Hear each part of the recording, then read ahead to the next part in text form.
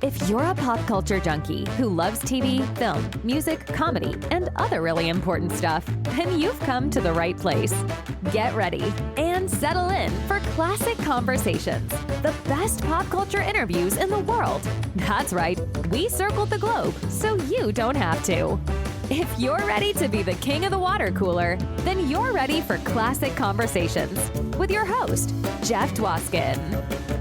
All right, Cathrine, thank you so much for that amazing introduction. You get the show going each and every week, and this week is super special. Welcome, everybody, to episode 200 of Classic Conversations. As always, I am your host, Jeff Dwoskin, bringing you the classicest of conversations. And for episode 200, we have pulled out all the stops. We're going full comedic icon from SCTV, Strange Brew.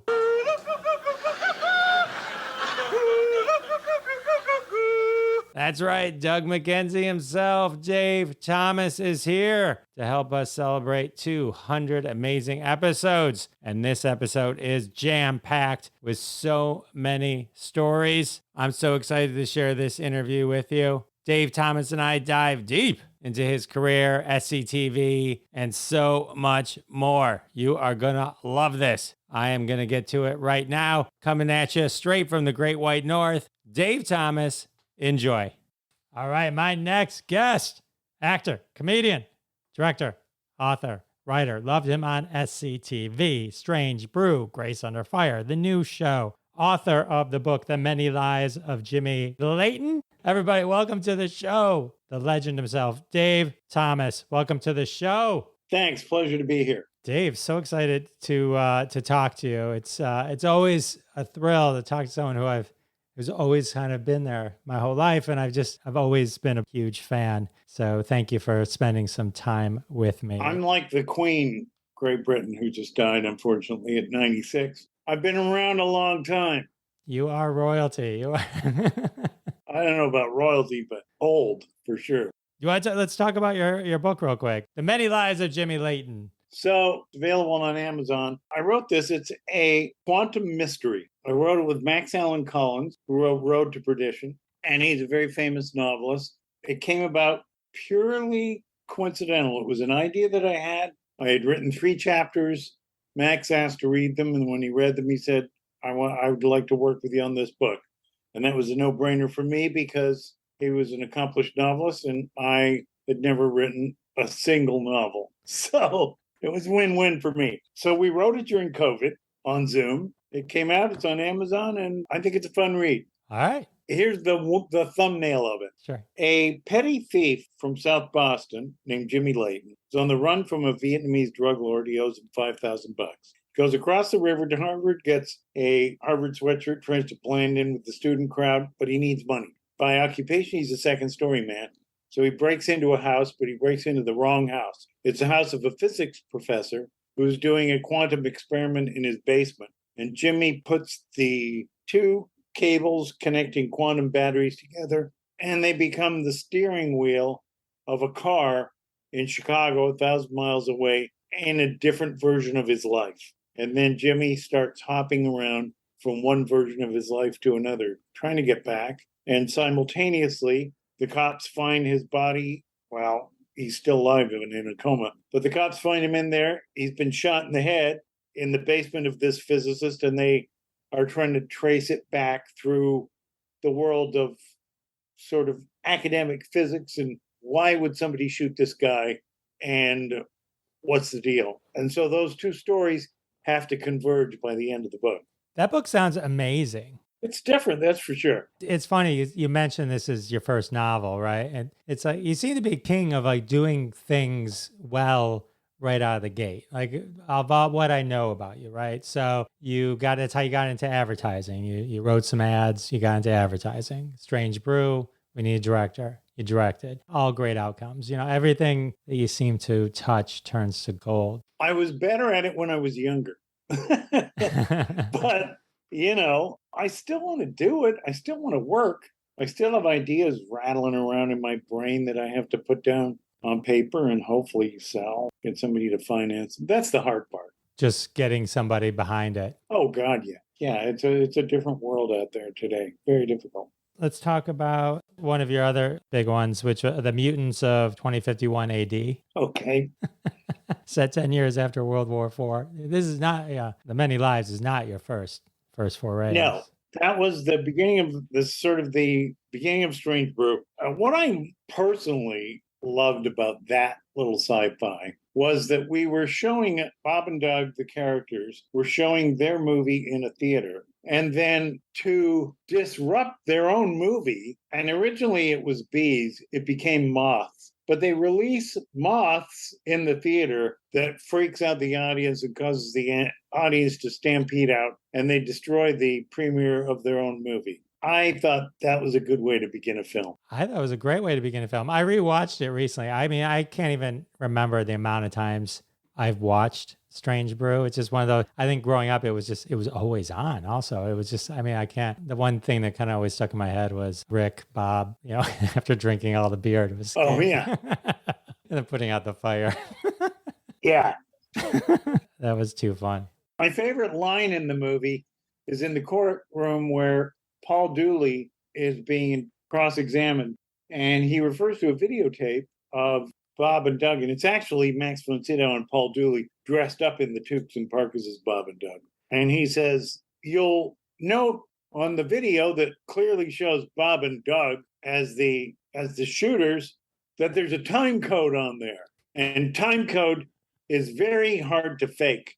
And the judge says, for the benefit of the court, will you please explain what time code is? And Paul Dooley kind of leans back and glazes over and he says, well, just because I don't know what it is doesn't mean I'm lying.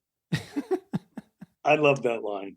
I was so proud of that. Stupid line. That was a hilarious scene. And then the cuts to Max Von too. Reacting to that. Oh man. Oh, I remember when I was just rewatching it. One of the things, you get a nosebleed in it and you shove these things up your nose to stop it. And the reason I thought that was funny is because that's what I do. That's when I get nosebleeds. That's literally how I have to stop a nosebleed. I jam it up there. I just have to walk around. It's like I get the worst nosebleed. So I'm sitting there rewatching and I'm like, oh my God. Well, I'll tell you something. This is a behind the scenes story about that. The joke was that I sneeze and the bullets shoot out of my nose and then ricochet around the courtroom. So that's the joke. And I say to the special effects guy, we had the worst special effects guy. And I said to the special effects guy, it was a big metal microphone in front of me, one of the old RCA mics from the radio days. And I said, when I sneeze, where's that microphone going to go? I noticed you were squibbing various parts around the room and you're putting squibs there.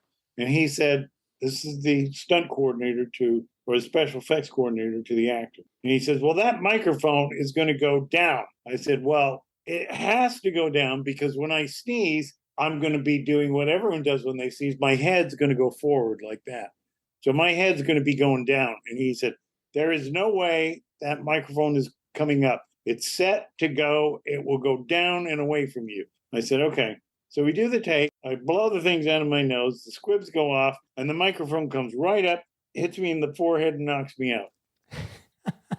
That's the kind of stuff that happened on that set all the time. And that's why actors get hurt, they get hurt doing shows because, the director will say, oh, you just got to do the roll in after the stunt guy will do up and then you just do the roll in. And the reality of it is sometimes the roll ins can be really tough. You never know. Everything can be dangerous. So, you wouldn't think about it. But yeah, you're right. Here's another example of that. When I was doing Boris and Natasha, there was a joke where Sally Kellerman and I run up the stairs and there's a guy, we're chasing a guy. And then he goes out the window and goes on a fire escape. And he's got a substantial lead on us. So she looks out the window, Natasha looks out the window, and she says, oh, Boris, you're never going to get him now. And I said, I got it covered. And I just literally jump out the window and fall like 8 stories on the pavement and then get up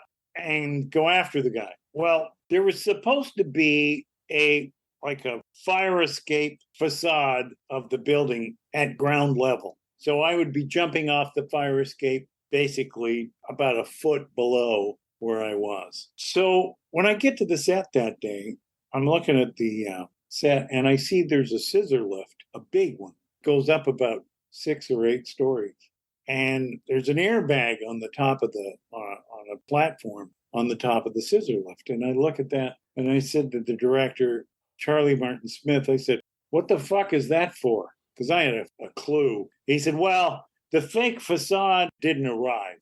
So what we're hoping is that you'll just jump out the window of that building onto the scissor lift." And I said, "I'm not doing that. Are you out of your mind?" I said, "What if I catch my foot on the window and then just fall 8 stories to my death?" He said, "Well, we're going to have guys there." And I said, yeah. Anyway, after a lot of pressure and cajoling and everything, I finally said, "Yeah, okay, I'll do it." So I jump out the window, and then it was an airbag, and I jumped out and then bounced back up into frame. So I go through frame and then come back up into frame. And Charlie said, "We got the airbag too high. We need to do it again." I said, "Forget it. I'm not doing it again." I said, "You just got to cut out of there fast and cut out before I bounce back up into frame and go to your next shot." So it's a cartoon, a live action cartoon. Of course, you're supposed to bounce back into the frame. That's right. Oh man, that's hilarious. So I was doing some research on Strange Brew. Was there originally a sequel? I know you did eventually the animated spin-off. A sequel, Homebrew as well. Yeah, and I lost a lot of money in that because I financed pre-production, and then our producing partners were supposed to get the financing for the film literally 3 days before principal photography. No, 2 days. The Friday before we're supposed to start shooting on the Monday, I get a call and the money's fallen through. They got no money, and I have to shut the whole thing down. And I've already paid like $750,000, close to $1 million in pre-production costs myself. Ouch. And I say, "Guys, come on, you got to come up with this money." And two of them were lawyers, and I called my lawyer, and because we had all the paperwork and everything. He said, "Yeah." He said, "This is as close to criminal as you can get, but we're never going to make a criminal thing stick." So I just shut anything down. Sets were built, cast was in, rehearsed, all ready to go on Monday, and I had to tell everybody to go home. That was pretty terrible. That was not a fun weekend for me. And I came home. I remember getting off the plane just depressed as hell. And my wife meets me, and I said, "We might have to sell the house." And she said, "I don't care." She said, "All the things we like to do don't cost anything anyway. Don't worry about it." And she said, "Let's just go grab something to eat." How does a guy luck out and find a woman like that? So bad luck, in the showbiz portion of my life, good luck in the personal portion. Yeah, wife sounds like an angel. Yeah, she is still. Sorry to bring that up. No, that's fine. But I mean, it was an interesting idea. Dan Aykroyd was in the cast, and we had a good cast of really good Canadian actors. And the characters that appeared in the animated show were actually characters that were part of that script. We had to create a reality for Bob and Doug because Bob and Doug only appeared on their set as 2 characters doing presentational stuff direct to camera. What goes on in the background? So we had to create a whole reality for them.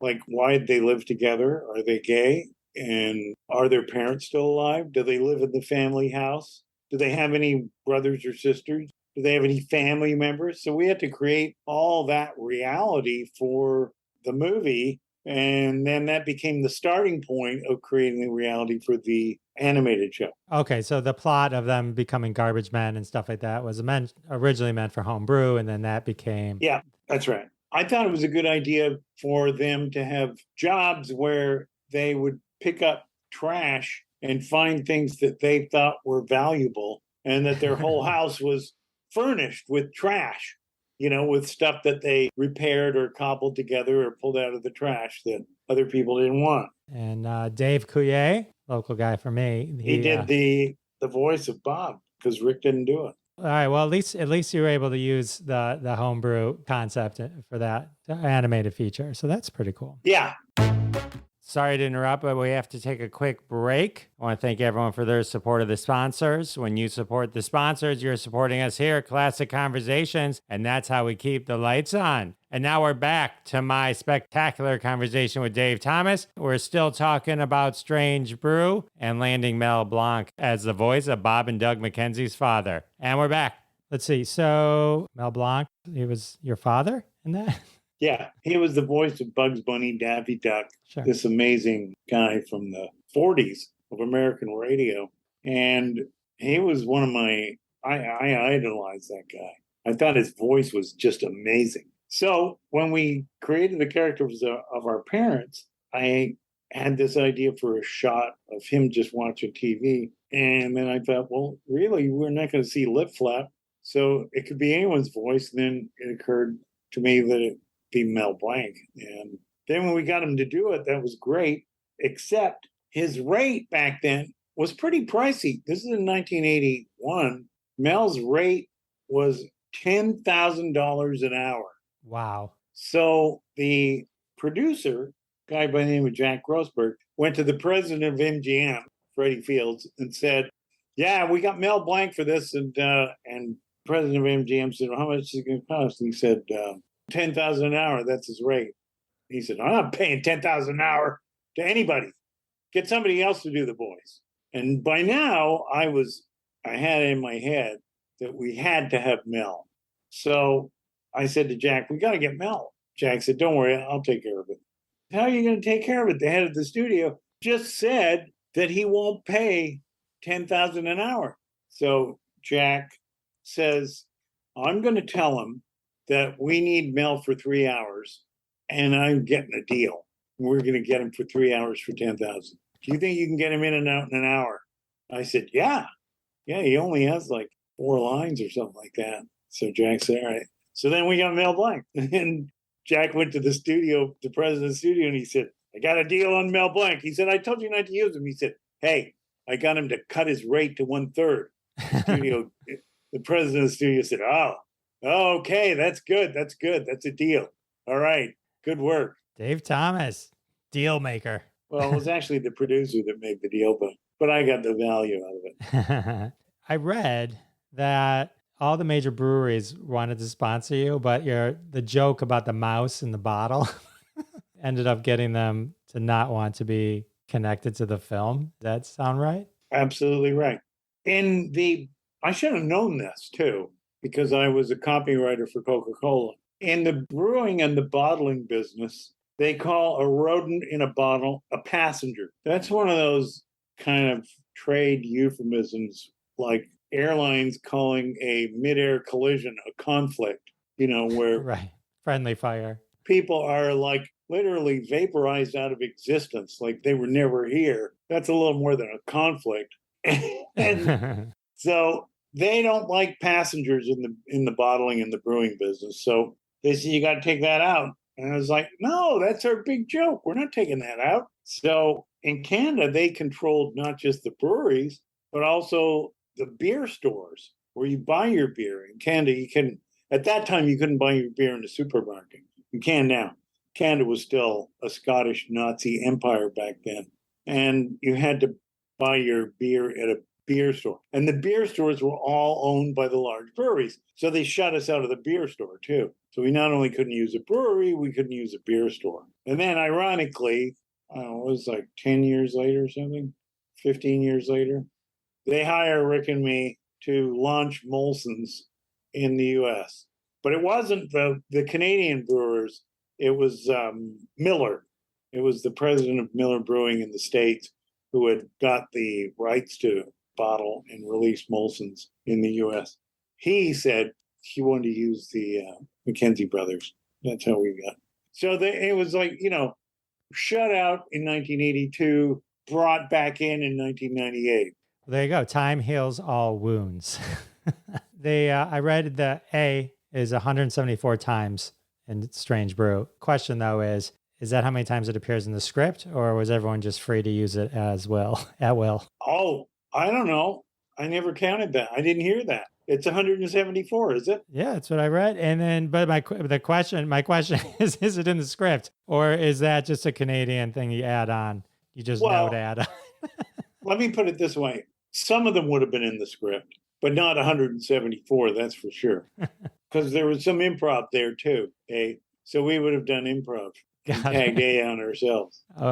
Never a bad time for an A. Oh, so you mentioned you were a Coca-Cola writer and that was for McCann Erickson. Yeah. Interestingly, so you went to college with Eugene Levy and Martin Short. Right. And then they got you into Godspell, or they convinced you to audition and become part of Godspell, which had a ridiculously talented cast. Eugene Levy, Martin Short, Gilda Radner, Andrea Martin, Paul Schaefer, musical director. Victor Garber. Oh, Victor Garber, yeah. Oh my God, yeah. And so from there, now, is this where you kind of got the bug where you wanted to kind of act and? Oh yeah, but after Godspell, I couldn't get another job as an actor, and I wasn't going to be a waiter that told everyone he's an actor.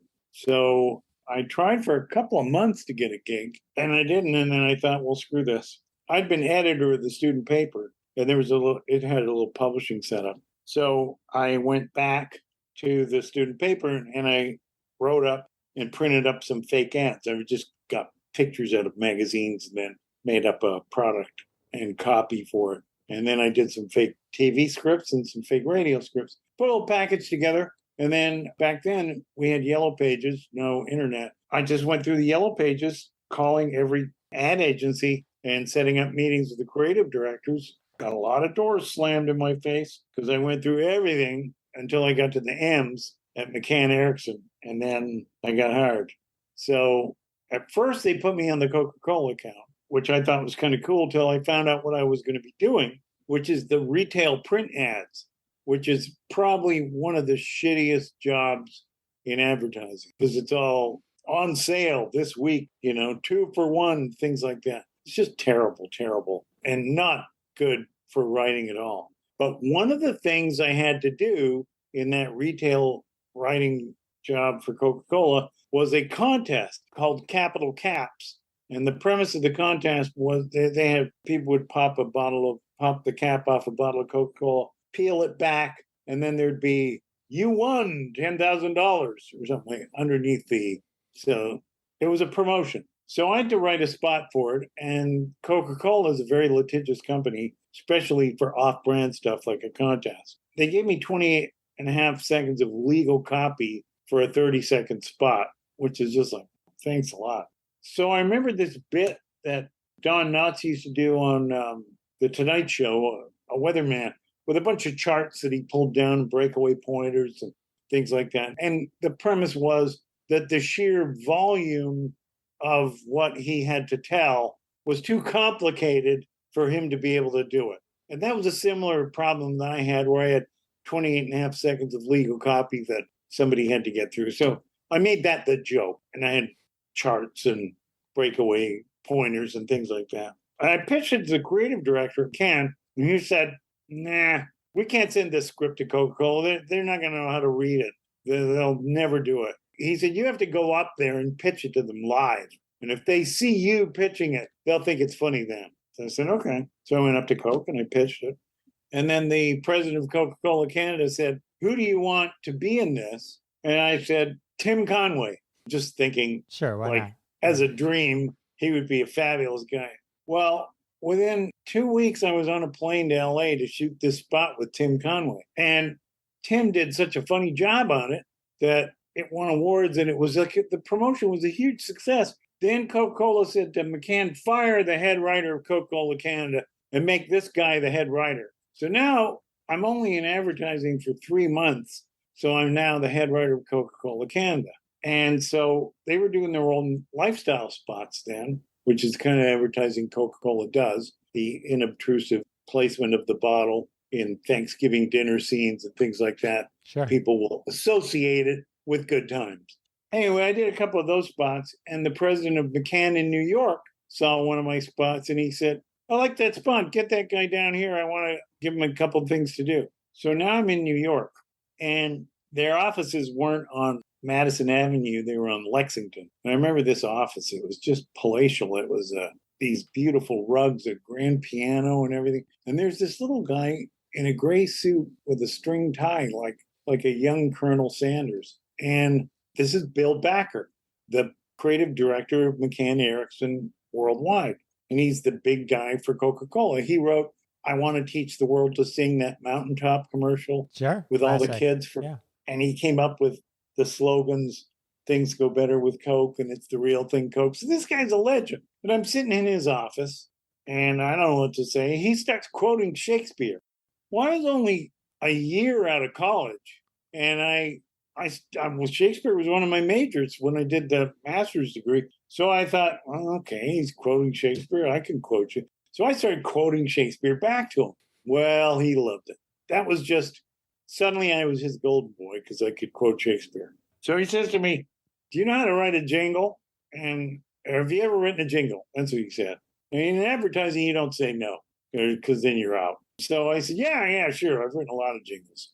He said, all right, write me a jingle. Keep it light and fun and up. Just going to have a bunch of kids drink Coca-Cola. So think of something fun for that. So I came up with a fun jingle, and he loved it. He got Billy Davis, who was like a serious musician. He was part of Marilyn McCoo and Billy Davis. When I told Paul Schaefer that Billy Davis was writing the music for my McCann jingle, Paul flipped out. He said, holy shit, how'd you get to work with Billy Davis?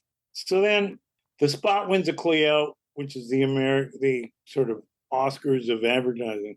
But Bill Backer takes all the credit for it. Just said he wrote it. Like, my name never came up once. But, I was doing pretty good, and I kept asking for raises and getting them. So then I heard about Second City. I heard they were opening Second City in Toronto, and I went up to check it out. And it was great. It was like what I really wanted to do, but they already had a cast. So I missed the first shot at it. But then I'm back in New York doing another spot for Bill Backer. Then I get a call from Eugene Levy, and he says, they're changing the cast. There's a couple of openings. You got to get up here and audition right away. Now, Eugene had got me into Godspell, too. Well, Eugene and Marty, but mostly Eugene. And now Eugene's getting me into Second City. So I go down and audition, and I got in. Now I'm in Second City on the stage show with Dan Aykroyd, Gilda Radner, and John Candy, and Andrea Martin. It was just amazing.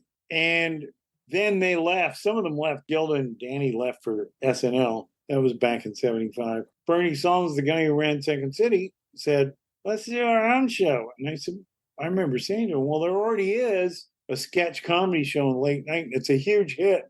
Well, what do you want to do? Like, create a low budget failure of a show to supposedly compete, go head to head with SNL? And he goes, we're going to do our own show. So he wouldn't listen. And so they launched SCTV, and the early shows, I think the budget for the early shows was $7,000 a show. That's everything. That's all the actors, all the scripts, wow, props, the sets, the makeup, the hair. 7,000. I mean, that makes sort of internet indie stuff look like high rollers, So oh my God, yeah, 7,000. It's not. I mean, that's barely lunch. Yeah. And we had Harold Ramis for our head writer, and Harold said, no, we can make this work for ourselves. We'll just make the sort of cheapness and low budget nature of this something that is the charm of the show. So, and he was right. That actually did work. That's what I remember. You lean into it, and right, fictitious TV network, just trying to make it work. So this original the original cast of SCTV. Well, first let me ask you, when just doing Second City at Toronto, how long did you get to work with Aykroyd and Gilda before they went to SNL? Probably I was on stage 6 nights a week, 2 shows Friday, 2 shows Saturday, and improvising after all the shows. About 6 months, maybe 9 months with Dan before we went to SNL. And then Dan was a real entrepreneur. And when he found out that I was from advertising, he said, David, can you write retail spots? Because, I did a performance for one of them, and these guys at Eddie's Stereo love me, and I said, yeah. I said, sure. And he said, how much can we get for that? And I said, well, there's a guy going around right now as a sort of a special comedy guy selling his stuff, and he doesn't have the creds that we have in comedy, and he gets $1,000 a spot. And Dan said, Great. Let's do that. So we're making 145 a week in the stage show, and $1,000 a spot for a radio spot, plus the union stuff if we got to perform. That was really good. So Danny and I started writing spots for advertising, and then we got hired to write for a kids show for CBC and a couple other writing gigs. But we started writing together. So we did Second City Stage Show at night and then wrote during the day. And then we wrote a sci-fi story together that we started before he left for SNL. And then I remember when he was doing SNL, he said, I got a week off. The show's down for a week. He said, can you meet me in Dallas? And I said, sure. And he said, because this was a UFO movie that we were writing. And Dan said, the Level Land Lights, just north of Dallas, near Lubbock, Texas, there's people up there that have seen UFOs. We got to go there and talk to them. I said, all right, let's do it. So I met him in Dallas. We took a flight to Lubbock, rented a car, and then went over to Levelland. We started writing this, and he had to be in Houston by the end of the week to do a show for SNL, like a pre-tape thing. And so we drove all the way through Texas talking to people who claimed that they'd seen UFOs. And we wrote a script that almost got made. We had a director, like a real director, Phil Alden Robinson attached as a director. And it almost got made. And then the studio found out Spielberg was doing Close Encounters. That was it. We were dead. Killed it. But Danny and I developed this sort of writing chemistry together. And then a couple of years later, I'd written some movies by this time. I was writing a movie for Universal, and I got a call from Dan, and he said, I want you to help me with this movie. I sold him this thing called Spies Like Us, and it's about spies. And he said, you're the perfect guy to write it with me. I said, well, I'm on a movie right now. And he said, what studio? And I said, Universal. He said, we can get you off that, I bet. So I said, okay. So I get a call from Sean Daniel, who's the executive VP at Universal. And he says, Dan wants you to work on this movie with him. And meanwhile, I'm working on a script for Joel Silver, the famed Hollywood producer that did Predator and 48 Hours. He did a bunch of big movies. And Joel's pissed off that I'm going to be leaving his film now to work with Dan. And then I got into an argument with the studio about money because I wanted a lot of money for that. It's like, if you're moving me off one picture to another picture, that's a big deal. I should be able to get paid a lot of money for that. It just seemed like that was fair. Seems reasonable. And they didn't want to do that. And so I held them up. And I remember walking in the back lot on the Western town with Sean Daniel, arguing with him about money. I got it. And then when Dan and I started the script, Danny had a steamer trunk full of books. And there were books about Central Asia, U.S. missile capabilities, Soviet missile capabilities, Soviet mobile launchers, satellite technology, things like that. They were all very technical. And but all sort of Cold War books that were leading edge. A lot of them were sort of government publication. And Dan points to this trunk and he says, David, we got to read every one of these books before we put pen to paper. And all right, let's do it. So that was the job.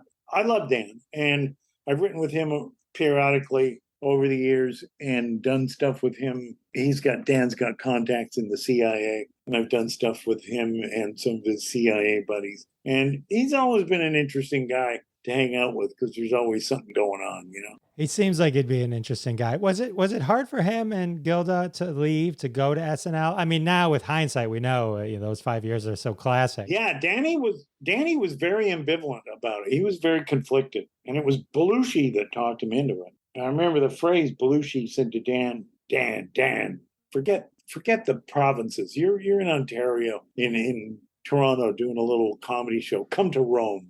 Nice. He wanted Danny to come to the Coliseum, which was really, I thought, a very fitting and appropriate metaphor for NBC at 30 Rock Center and at that time, you know.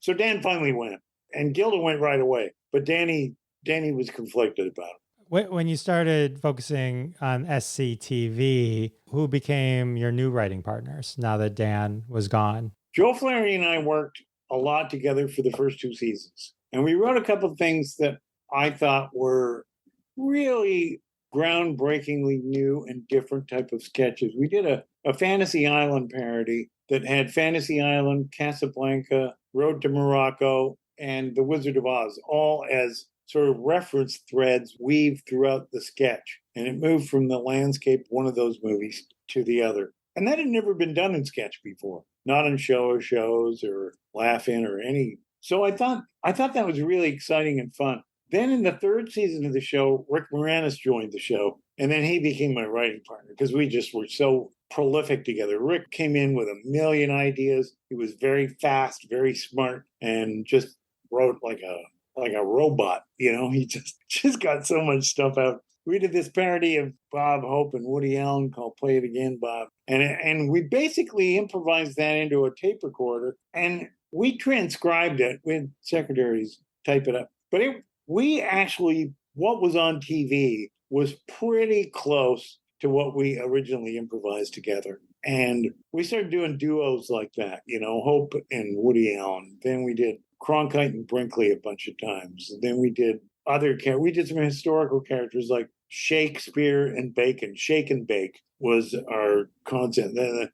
My concept of Shakespeare, because I'd majored in that for my master's, and in English lit.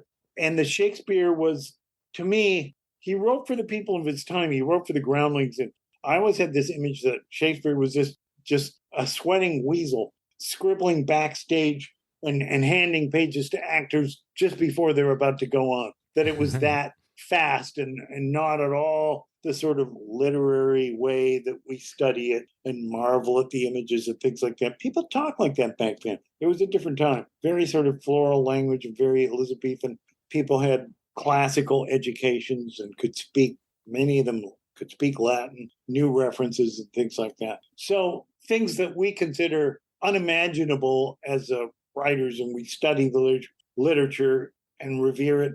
It's like, what if he was just writing it fast for actors and throwing it? And, Sir Francis Bacon got, a lot of scholars believe he might have actually written the Shakespeare plays. So the idea of him working with Francis Bacon, I thought was hilarious. So Rick was Francis Bacon and I was Shakespeare, and I played Shakespeare as a weasel, writing just stuff back. So we're doing Hamlet, and they're going, that the audience is booing and screaming. And I said, get them to do the murder of Gonzago. That's the play within the play in Hamlet. That'll keep them busy for a while till I finish the scene. So it's just taking the sort of literary stuff and having fun with it. And we did the same thing. Rick and I did Cronkite and Brinkley. We did a version of Murder in the Cathedral with the Mercury 3 players. And the Mercury players were like a repertory company. But we thought it'd be funny if the Mercury 3 players were astronauts in spacesuits, and Murder in the Cathedral, this classic British play, was being reenacted by a bunch of astronauts in zero gravity in spacesuits. And so I was guiding the audience through the play as Walter Cronkite, and Rick was out in the lobby as Brinkley interviewing the people who got bored with the play and came out to get drunk, which included Joe as Tom Wolfe and Catherine as Katharine Hepburn. I forget who else. But it was like really weird, fun stuff, and getting to write with people that were smart, who wrote smart stuff in it. It was so much fun. Sorry to interrupt, but we have to take a quick break. And we're back with Dave Thomas. It's incredible when you look back. When I was kind of researching SCTV again, growing up, I probably did not watch episodes in order. So it never occurred to me that, John Candy wasn't in the show in a season or something like that. Like, because they would just be out of order. So it's like, maybe I just didn't notice one particular cast member wasn't in a particular show, but then they'd be in the next episode. You know what I mean? So yeah, that first season with Harold Ramis as head writer, the cast, John Candy, Joe Flaherty, Eugene Levy, Andrea Martin, Cathrine O'Hara, Harold Ramis, and Dave Thomas, I mean, that's an insane level of talent. That a couple of them have passed away, but I mean, that continued to be massive. To this day, right? I mean, it's just like, it's crazy when you think about it. Yeah, I knew these were smart, funny people. I mean, and it's weird that they all sort of collected in Toronto, of all places, in the mid 70s, because I don't know. I mean, there was a real kind of a meeting of Second City, National Lampoon, and Godspell. It was like those three shows kind of converged and people that were in those shows had similar sensibilities. And, I mean, when I was in Godspell, I met Paul Schaefer. Paul's incredibly funny and incredibly sharp. He's got a photographic memory and an unbelievable comedy reference. And he could pull up stuff like Nobody's Business, and where music was a necessary ingredient, he could get on the piano and improvise stuff. It was just amazing. So he was the musical director of Godspell, but he became part of the group of friends that all appreciated each other's comedy. Marty and Eugene and I used to have what Marty called Friday night services, which were like Marty was taking a shot at Eugene being Jewish, and it's like, so tomorrow is the Sabbath. We're going to have Friday night services. But the premise of the Friday night services was just to make each other laugh. And Marty still has tapes, like audio tapes from some of those Friday night services. And we just laughed our heads off. And, we would go and see a movie like The Exorcist and come back and do stuff from it to The Power of Christ. Well, that's when I became obsessed with Max von Sydow. Power of Christ compels you. The power of Christ compels you. And just this hideous, foul-mouthed little girl that's just talking backwards and making pig noises and doing all kinds of obscene things. That was so hideous that it was funny. Do you know what I mean? At the time when it came out, I remember driving along Bloor Street. There's a theater on Bloor in Toronto. It was winter, and there was a line of people at the theater, and I hadn't heard any advance press or hype for The Exorcist. I just saw a line of people there, and I said to the girl that I was dating at the time, I said, we got to get in that line. So we get in the line for The Exorcist. And you got to remember, people were different back then. They hadn't, you know what I mean? They hadn't seen all the horrible stuff that we've seen on the internet and things like that. Sure. And so I'm in the line, and then the previous showing comes out. These people were ashen-faced, and they were traumatized. It's like seeing people walking away from a plane crash. And I'm like, holy shit, what is this? And people are saying, people are throwing up in there. They're throwing up. And I'm like, what? So the line's moving forward, and I'm going, what am I getting into here? And when I get in there, there's this green chemical stuff called dustbane that janders, I remember from high school, used to put to cover up puke. They would just dump it on the puke and then shovel it out with a brush, The whole theater smelled like dustbane. And so I'm sitting there, and there's this scene that I'll never forget where it's like, you hear the daughter in the deep demonic voice of the bed going up and down. And the mother runs up the stairs, and she goes into the room, and Reagan is like, putting a cross in her private parts and does the head spin around, and then the door slams shut. The bureau goes in front of the door falls down on top of the mother, and the mother scrambles, and then the daughter's head spins around again. And the daughter, and Reagan in some demonic voice says, how do you like your daughter now? And I was like, I'm sitting there, and the girl that I was sitting beside said, Dave. And I went, what?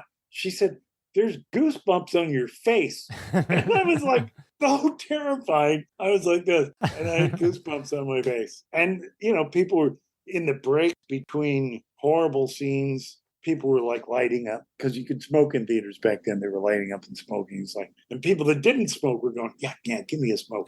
It was like the trenches. You need something to get through that movie, right? So when I saw that first, and then I told Eugene and Marty they got to see it. Eugene came out of that movie absolutely mortified. And the first thing he said was, that movie should never have been made. He was adamant and just thought it was just an abomination. So we had to go home back to Marty and Eugene's place and process this. And what better place than Friday night services, where we could do impersonations and make fun of it. I could do Max von Sydow, I could do Reagan, I had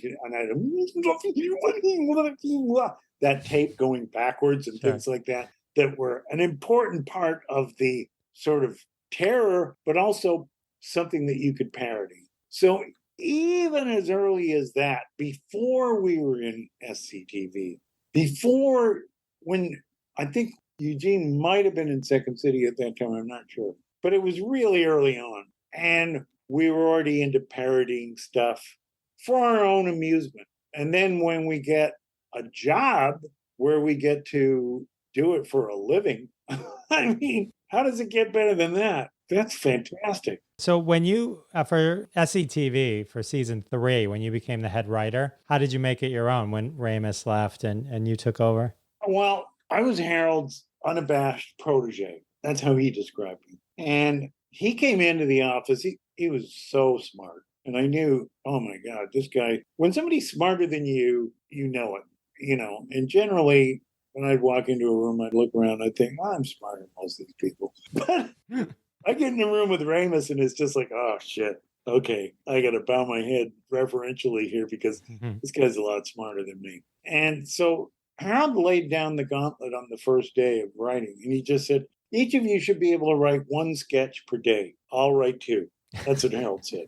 And it was just like, I looked at him and I thought, okay, well, I'll write 2 as well. And I started watching him, and he had all the tools that he needed to be head writer of a comedy show. He'd been Playboy joke editor for like 3 years. So he had this catalog of jokes in his head, and he had an amazing memory. And he was a smart guy, and he read a lot, and he had a great reference level. So he was able to pull stuff up and do stuff really, really well. When he left, he was only there 1 season. And when Harold left, he said he wanted me and Joe to be head writers after him. And he said to me, he took me aside, he said, I want you to do this with Joe. He said, Joe's got the seniority, but Joe's going to quit in about 3 months. He isn't going to want to do that. He doesn't like the sort of administrative nature and bugging people to write scripts and things like that. You're going to have to do that. And I said, okay. He said, I want to give you one little bit of advice. He said, your job as head writer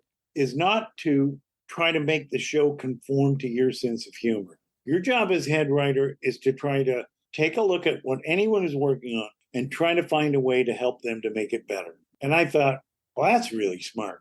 And that was my sort of modus operandi for head writing. And it was like trying to preserve the very diverse, creative comic sensibilities that were part of that show. And there's no single voice in SCTV. There's a cacophony of voices of all the different people that are part of it. And you want to water that and make it grow. You want to encourage that as much as possible. And the last thing you want to do is say, I don't think that's very good, or I think you should do that like this. You want to give them a joke in the vein of what they're doing that will make theirs better, and move on and let them do it, So that was the job. Being a head writer for SCTV was more of a traffic cop than being a sort of a literary mentor, you know what I mean? Or a television mentor. It was more of just trying to get the things flowing, trying to get the most out of everybody that we could. Like Harold used to make fun of John Candy, because John didn't like to write scripts. John was he was a funny guy, but you know what I mean? John came up with the idea. This is one of the seminal ideas that helped sell Second City. John came up with the idea of throwing the TVs out the window. It was just like, sick of television, the SCTV. And that was John's idea.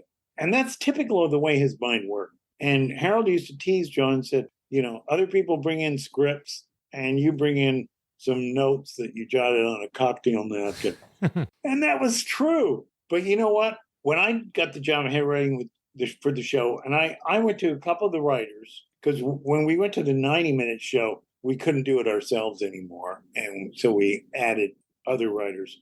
A lot of them were Second City people that we knew. I said to two writers, John McAndrews and Doug Steckler, I said, John hates being in the office. John isn't going to sit in his office and write scripts. He's going to make up stuff. He's going to say he's got to go to the store to get his aunt a present, or he's got to go out and run errands. When he leaves, go with him. Take your legal pads with him and write down everything he says, because your job is to go on a road trip with John every day when he leaves and come back with some stuff that you can write up as scripts, and you'll get it because he's funny enough that you'll get it.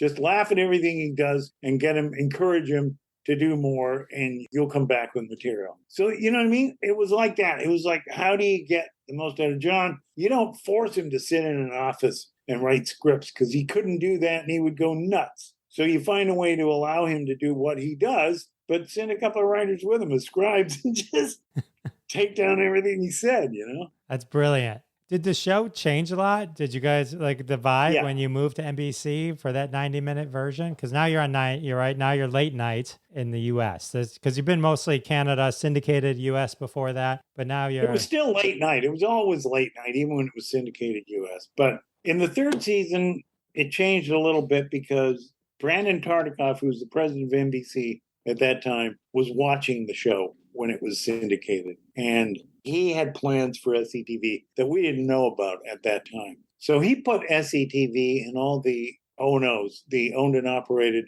affiliates of NBC in the third season. Then all of a sudden we went up from 48 markets to 350 US markets. That was a big deal for us. And it allowed us a little more money for budgets. We went up from 7,000 a show. And so it started to get better. Then the show went down for a year and they couldn't get any. CBC decided they didn't want to do it anymore. And so we didn't know what to do. And I went to LA. That was when I took the year to write Spies Like Us and another movie for Joel Silver. And then Rick Moranis and I had connected really well in the third season. And I'd done this show for CBS. And I knew the president of CBS. And I thought, I can't waste an opportunity like that. It's the president of CBS. We got to sell him something. So I said to Rick, let's go in, let's put a tape of our stuff, of you and me as Cronkite and Brinkley and Hope and Woody Allen and Shake and Bake and something like that. Put it together and try to sell him on a two-hander, the two of us, because it didn't look like SCTV was coming back after the third season of the half-hour show. So we went and we met with Harvey Shepard and we got a deal for a show, a two-hander. Meanwhile, stuff's going on in Toronto that we didn't know about. We're in LA. And we get a call from John Candy. John says, Brandon Tartikoff wants to do SCTV late night. Friday nights, 90 minutes. I was like, holy shit, 90 minutes? That's like SNL. That's a big deal. And John said, you guys have got to come back and do it. I said, well, we just sold this thing to CBS. He said, you got to get out of that. Come on. We got to do this. This is great. And John had some self-interest in that, you know, because John was the face. John was the Belushi of SCTV. John was the star, and everybody knew that. So John needed me and Rick to write for him and to be support players. So he had a vested interest in calling us back, and we knew that. But it was also John. John was fun to work with. I worked with him on stage, so I knew him all the way back as far as there. And so Rick and I talked, and we said, all right. So we got out of our deal at CBS, and we went to Toronto. Now it's a 90-minute show, and that was a big change because the network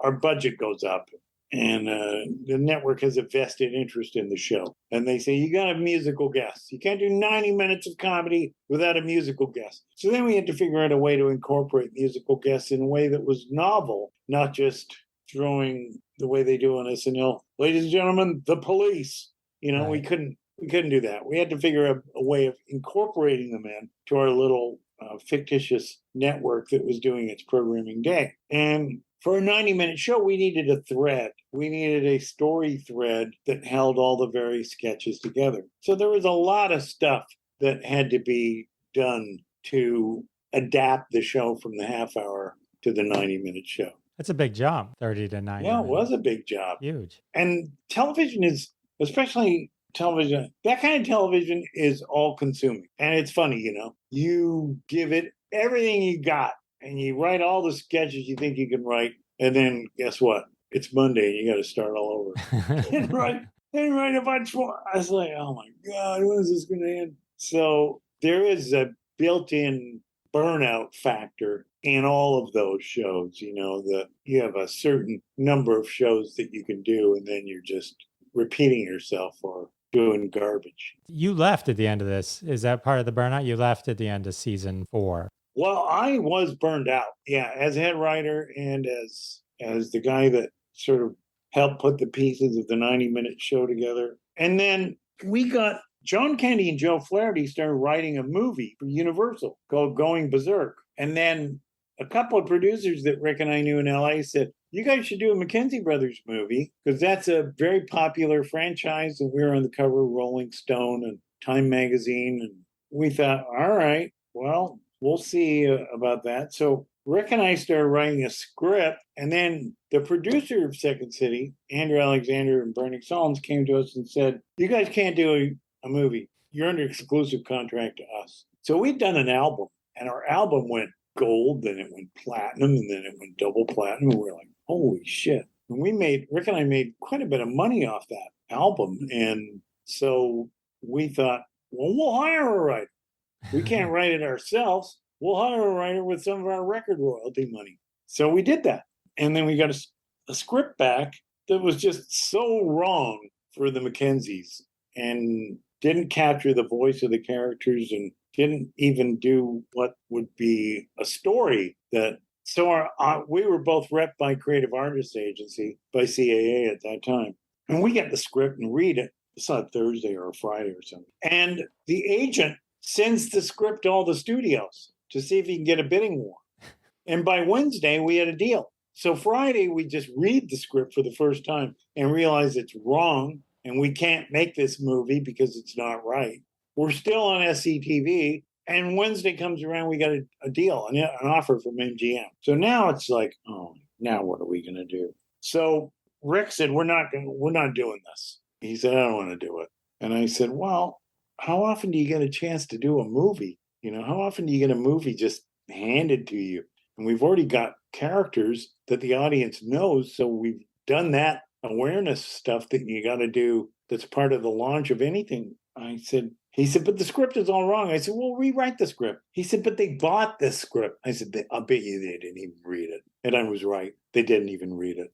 There was like, you know what I mean? It's like a typical Hollywood thing, going to shoot the deal. The deal was, here's a franchise with two guys that have got this Grammy-nominated gold, platinum, double platinum record. They're on a TV show on NBC that's on every week. That's our advertising right there. Right. It's a no-brainer. We got a movie script, put some money down and give this a green light. And that's what happened. So we had to leave SCTV to do it. And I have to hand it to Andrew Alexander. He let us leave, and I thanked him for that. But it was like, it was difficult. I can imagine, because this is probably this comedy family that you have up until this point. And by now, Marty's in the show. And that was just fantastic as far as I was concerned, because I'd gone to college with Marty and we were such good friends, you know. So he was only in the end of season 4, and then you left at this end of season 4, right? Yeah. So there was a very small time that you actually were there with Marty. Oh yeah, I know. We only overlapped for a few. But okay, two characters that Rick and I played on SCTV were pig characters.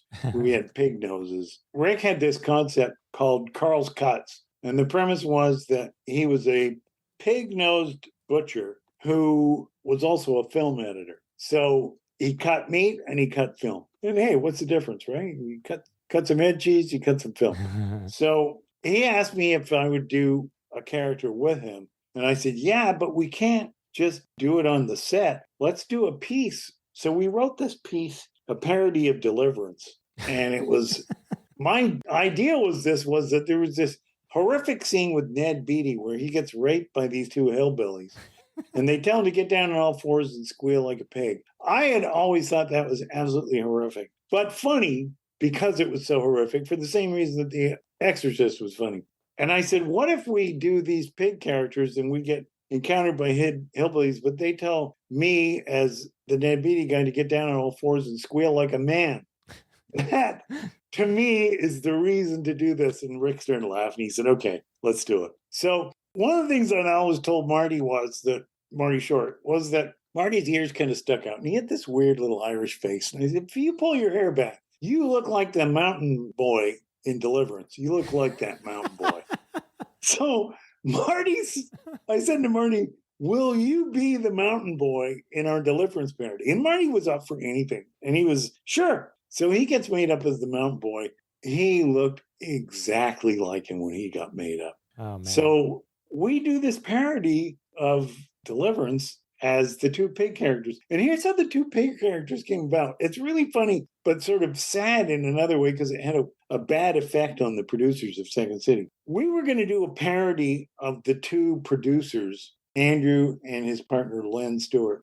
And we got made up as all kinds of different people. Over the years, as a utility player, I got made up as Steven Spielberg and people that I didn't look anything like, Sure. And so we went into makeup this day, and they had pictures of the two producers, and the makeup women were makeup and hair people were marvelous. But they just looked at those two pictures and they said, "Can't do it." Their faces are so radically different than yours that we can't. Even if we do all the prosthetics you need, your heads are going to be twice their size. It's going to be Gorgon. It's going to be awful. And Rick and I were smart enough to take their advice. We said, all right. And then Rick said, well, then just make us up as the two pigs. So what we didn't know was that the producers were coming in that day because they had heard that we were going to be impersonating them. And they wanted to see our impersonation of them. They come to the set and see Rick and I made up as pigs, and then they think that that's our impersonation of them. And to this day, I have never been able to make Andrew believe that we weren't trying to make them look like pigs, that we couldn't be made up to look like them. So we just said, "Oh, just make us the pigs." Oh, that's so funny. Anyway. Your album, Great White North, that you mentioned in passing, which was huge. It was that both your albums and the Strange Brew soundtrack, Juno Award for Comedy Album of the Year. Each one won that. Great White North did not win the Grammy, but it lost to Richard Pryor Live on the Sunset Strip. So if you're gonna lose, fair is fair, right? Fair is fair, right? On Great White North, your hit single had the Geddy Lee, Mr. Canada, Rush. Yeah. And Rick and him went to school together or something like that. Yeah, they were pals. And Rick asked Geddy if he'd do it. And Rick said, all we can afford to pay you is a 2-4 of beer, which is 24 beer. And Geddy said, oh, that's good enough for me. So that was part of the promo for the album, was us paying Geddy his 2-4 beer after he finished singing. And he's just a great guy. That band was just the nicest guys in the world, all of them. Loved Rush. I saw him twice in concert. Amazing. Yeah. And then your brother, musical, he did the main theme for the Strange Brew soundtrack. That's right. Yeah, Ian's done 20 albums. He's a well-known Canadian musician, and he's done movie scores and stuff like that. Yeah, he's a really solid musician and can do all kinds of different things, and has. He's still working too. He's part of a group now with Murray McLaughlin, Mark Jordan, and Cindy Church. They call themselves Lunch at Allen's, and they do live gigs all across the country. It's pretty cool. He got an ear for music. You got an ear for voices and comedy. So it's just quite a talent pool that your parents produced. My mother was very proud. Yeah. So was my dad, actually. He was a university professor. He taught at the college that Marty Short, Eugene Levy, and I all attended. He was a chairman of the philosophy department. And so he, when the McKenzie brothers became big in Canada, they became just ridiculously big. I mean, Rick and I never expected that. But my dad would wear a Takeoff Hoser T-shirt to his classes, his philosophy classes, because everybody knew he was the father of Doug McKenzie, and he'd get cheered coming in with that. So he was good-natured about it, not embarrassed at all. Well, he understood the importance of cred, and you gave him cred. So he'd walk in. He could do anything at that point. I thought it was so interesting that the Bob and Doug McKenzie characters were just created out of necessity, because the CBC was like, you need to do 2 minutes of pure Canadian stuff and go. And then it was just you guys, you and Rick, just kind of riffing it. And then it became kind of the most popular sketch. That was really ironic. And it was ironic because we didn't think it was important. And Rick and I never wrote we never wrote a single Great White North sketch. They were all improvised. Most of the cast would go home. They'd shoot them on a Friday or something like that. Cast would go home. Crew would go home. There would just be the switcher upstairs in the control room, the floor director, and a camera, and me and Rick. So we had real beers. We'd drink happy hour, and we literally really cook up back bacon on our little stove. And we did that call that we did. I can't even do it anymore.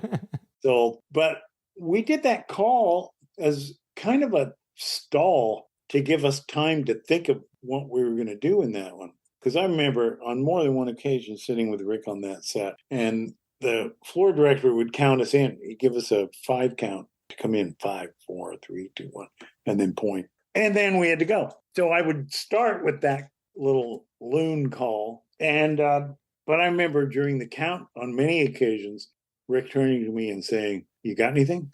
And I would go, "Nah, let's just go." And 1, go. And then we'd have to do it. And That's amazing, though. some of them were good and some of them were stunk. You know what I mean? We threw out quite a few. But to this day, I wish we'd kept the ones that stunk, because I'll bet you they were funny in ways that we didn't think were funny back then. I bet they were all amazing. In hindsight, you're comparing yourself against yourself at the moment, but I bet looking back, they'd all be gold. Yeah. Did the rest of the cast have any resentment that these characters had kind of just blown up and taking spotlight, and you got a movie, you had left to do a movie? And you would have to talk to them about that. I mean, there was a little bit. There was some stuff that I think was genuine fodder for resentment. There was a headline on Rolling Stone on the cover, and it just said SCTV's best joke. And it's like Bob and Doug McKenzie. Well, we weren't the best joke on SCTV. We were a joke. We were a good joke, but we weren't the best joke. So it was when stuff like that would come up, that would be a little bit divisive, you know. And I think John Candy probably suffered more than anyone because, as I said earlier, he was the face of SCTV. He was the star. And then when these two characters kind of emerged and got a lot of attention in media, I think that ruffled his feathers more than the others, to be completely honest. got it. So let's just hit a few ones real quick. So Rocket Boy, and it's important to know that no one knows that you're Rocket Boy. So anyone listening, please you're listening to this in confidence that Dave Thomas is Rocket Boy. Well, I worked with two guys on a show called The News Show that Lorne Michaels did between his two stints on SNL. Like Lorne left after, I don't know, the 3rd season or something like that, 4th season. And then he did The News Show, which had a great writing room. It was Jack Handy, George Myers, Tom Gamble, Max Pross, Buck Henry, Al Franken, Tom Davis, Jim Downey. It was such a good writing room. Steve Martin, John Candy, everybody contributing. So these two guys, Tom Gamble and Max Pross, were joking around one day, and we came up with this idea, Rocket Boy, together. And then after The News Show, I said, well, let's see if we can sell it.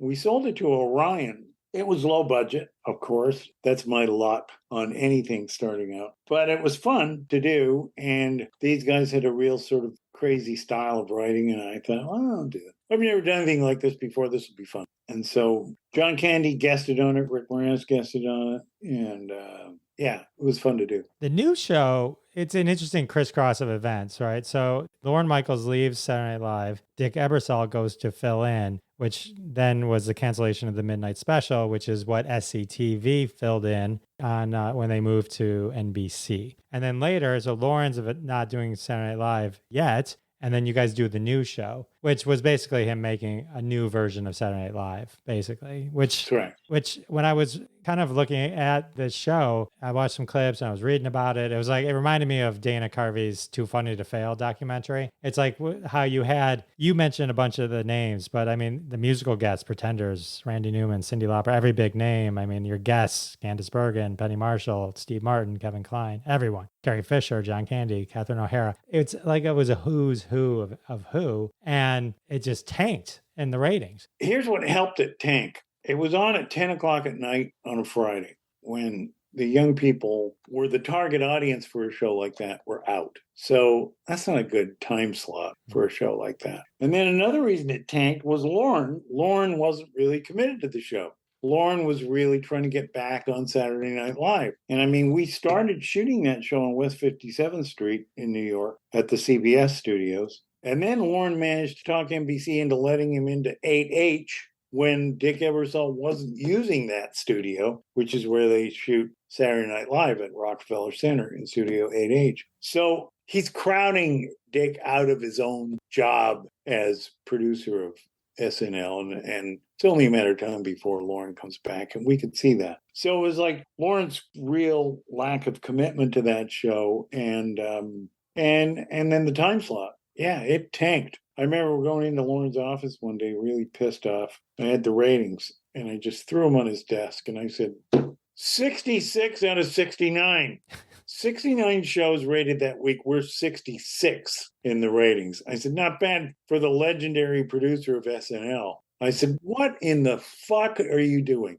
I cannot believe that you are not concerned about this. And Lorne, one of Lorne's greatest skills is to deflect the anger and rage of his performers and writers. He's so good at that. And he looked at me and he smiled and he said, you know, it's true. These days, instead of thinking about what great comedy sketch I'd like to come up with, I'm thinking about what I'd like to eat that day.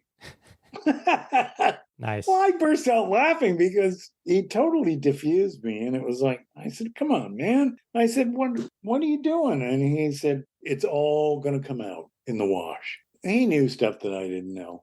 And as it turned out, like a year later or something like that, I get a call from Lorne, and he said, I'm going back to SNL, and I'd like you to produce. And I said, well, I'm on something right now. I'm doing a show for CBS. And he said, well, this is an offer, Dave. This is an offer of a lifetime. And I said, you're really the producer of SNL. So are you just looking for like a fall guy in case this goes south that you can blame? Well, it's not my fault. It's Dave Thomas. He's the shithead that wrecked the show. I created a legendary show. Then I get a call from Bernie Brillstein, who was his manager at the time. You got to do this, Dave. It's an amazing show. You got to do it.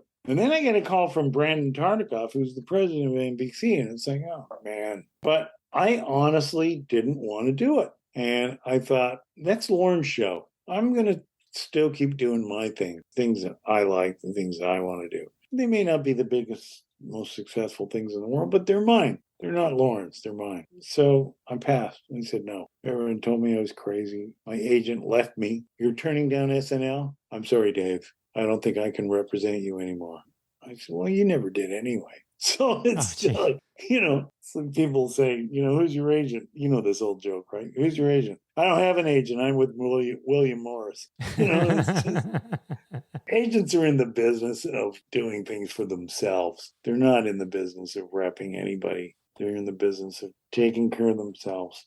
Well, one final Dave Thomas comedy, Miles. Yeah. Like Dave Thomas comedy show. I remember watching this. Like there's certain bits in your life that just kind of stick in the back of your head. They just kind of float there, and occasionally they pop into your mind. The dad rap that you did on that show. There's when I saw it, it was so funny, and and so I was looking into that. I rewatched an episode of the Dave Thomas comedy show that you did with John Candy. John Candy was the guest. And one particular skit was just so funny with John and Teresa Ganzel. Yeah. Where he tells you you're dying, and then he says you're kidding, and then everyone keeps you all keep one-upping each other on faking death.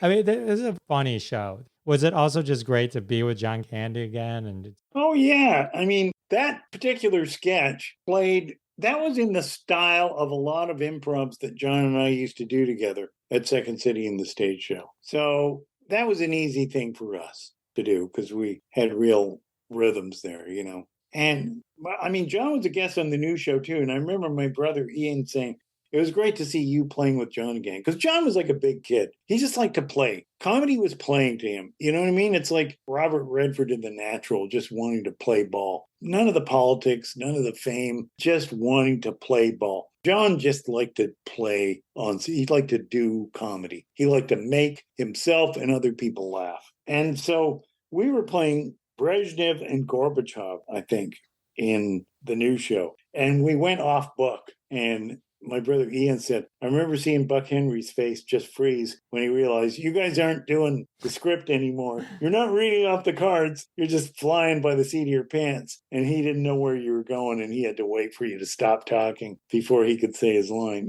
So that was fun with John.